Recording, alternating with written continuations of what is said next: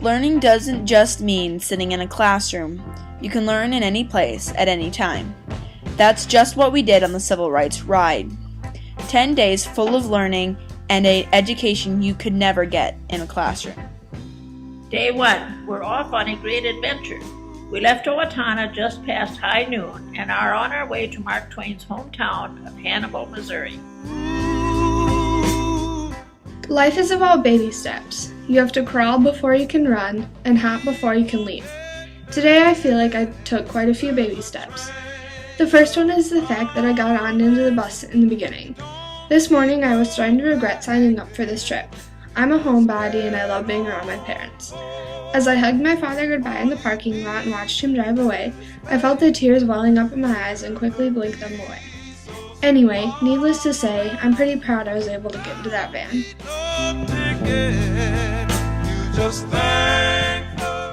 Day 2, we left Hannibal bright and early and rode to the National Civil Rights Museum in Memphis. We toured the museum and met with a close friend of Dr. King, Reverend Billy Kiles. We then made our way over to the world-famous Rendezvous Ribs to relax and enjoy the food.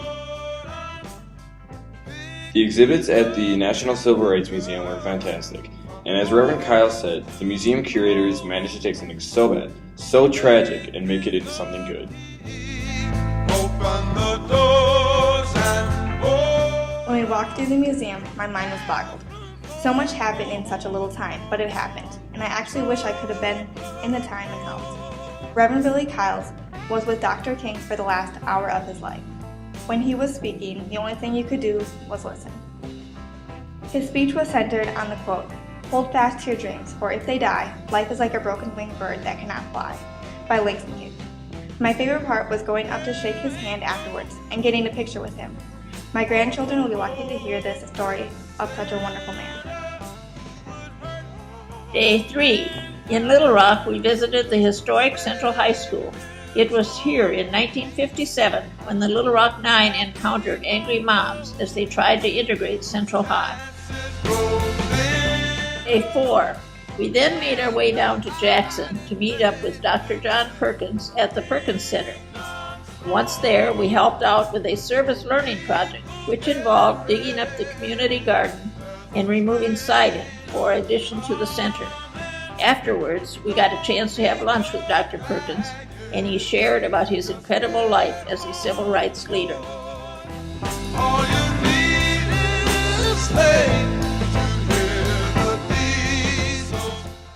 Today was a turning point for me on this trip.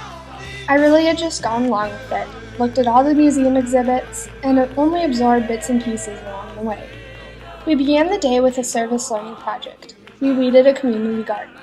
It felt great knowing that in the near future, some kids in the area would be able to pick homegrown vegetables, and I was a part of that. How did you get through the brutality and having that fear of your family could get killed? Yeah, that's a good question. That's a good question. We went through that, so you answer that. I mean, it's a positive thing.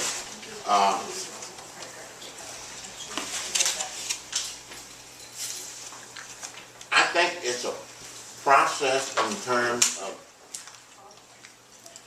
conviction growth.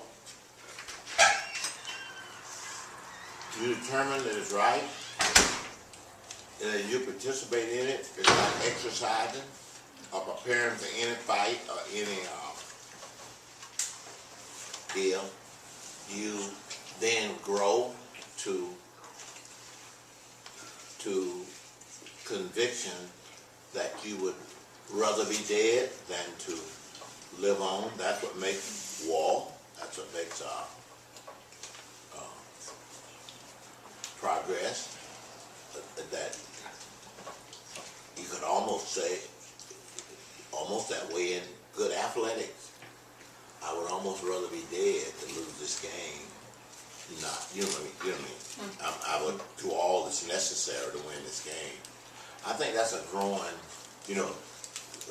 conviction. And I think that's the way you muster the courage to do it. And as you see I think for me, when I was tortured in jail, think that it almost got pushed you over the line. I think I was pushed over the line before that.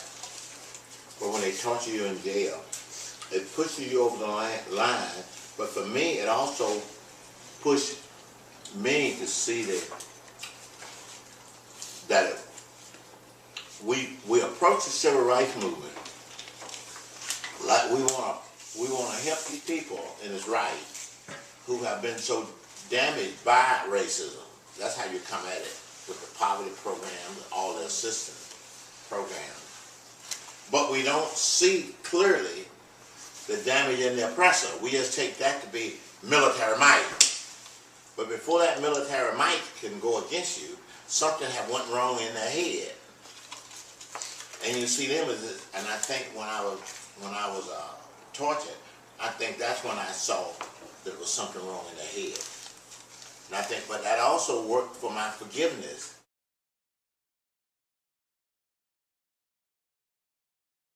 What were you the most scared of? Doing the civil rights movement? Yeah.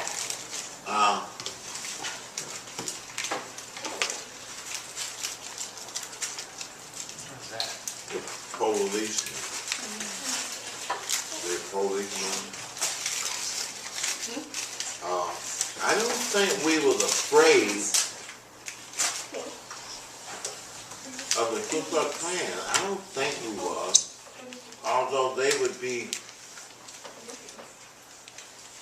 to be feared, I think we was more afraid of we was afraid of the policemen, afraid of because they was Ku Klux Klan. So that was a fear, but it was, yeah, that killed by the beaten and killed by the policemen.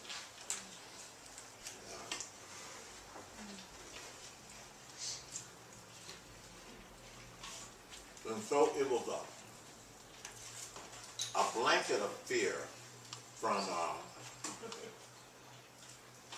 about 63 to about 75. There was a blanket of fear over the state. And even people like you would have come and you would have been very fearful, you know, because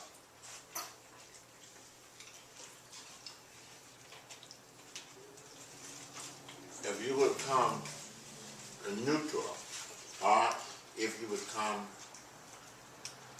involved with any civil rights, and if they would have thought you was coming to be black people, you would have been fearful. And they would have done things to you and said things to you that would have created fear. Now, if they didn't know you, you'd be treated with some Southern hospitality that you get now. But the Southern hospitality now was more real. No. Wrong. The South had a hospitality for white people. And at first they would put it on you, but if you said anything about black that was kind, then they thought it was fighting the war. You just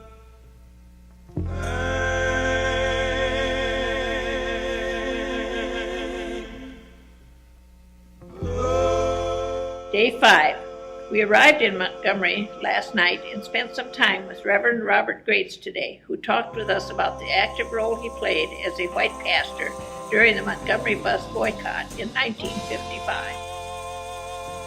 Day 5 started in Montgomery, Alabama. I finally got to try some real southern grits for breakfast at a local Waffle House. To my surprise, they were not quite as I expected. But once the waitress told me to add lots of sugar and some milk, the grits got a little bit better. Following breakfast, we got on the road again and took a short drive to meet up with